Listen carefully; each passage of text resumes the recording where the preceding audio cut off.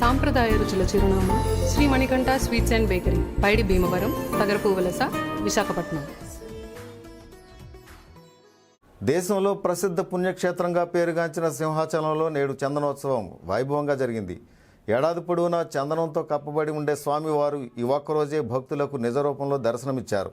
ఇందుకోసం రాష్ట్ర నలుమూలల నుండి భక్తులు విశేషంగా తరలివచ్చి స్వామివారిని దర్శించుకున్నారు.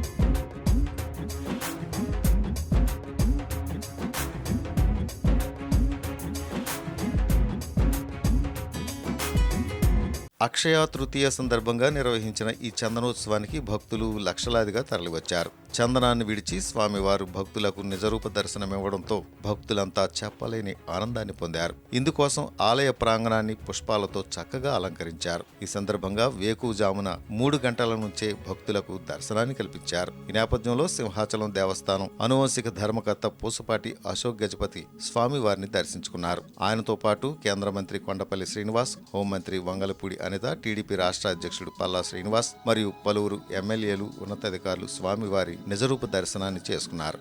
ఈసారి భక్తుల సంఖ్య గత ఏడాదితో పోలిస్తే సగానికి పైగా తగ్గినట్లు తెలుస్తోంది. ఇందుకు కారణం ఎండ తీవ్రత ఒకటైతే మరొకటి ఎక్కడికక్కడ ట్రాఫిక్ ఆంక్షలు, ఇక ఆన్లైన్ టికెట్ల వ్యవహారం తెలిసిందే. దీంతో ఆశించినంతగా భక్తుల తాకిడి కనిపించకపోవడంతో ఇక్కడికొచ్చిన వారు కాస్త నిరాశకు గురయ్యారు. ఎండ వేడిమిని తట్టుకోలేక మెట్ల మార్గాన కొండపైకి వెళ్లే భక్తులు ఆసక్తి చూపకపోవడంతో సాధారణంగా రద్దీగా ఉండే మెట్ల మార్గం ఈసారి చాలా వరకు ఖాళీగా కనిపించింది. దాదాపు ఎక్కువ శాతం భక్తులు బస్సుల ద్వారానే కొండపైకి చేరుకున్నారు. స్వామివారి నిజరూప దర్శనం కోసం వచ్చిన భక్తులు గంటల తరబడి క్యూలైన్లో నిలబడకుండా నిర్ణీత సమయానికే దర్శనం చేసుకున్న భక్తులు భక్తి భావంతో ఆధ్యాత్మిక ఆనందం పొందారు.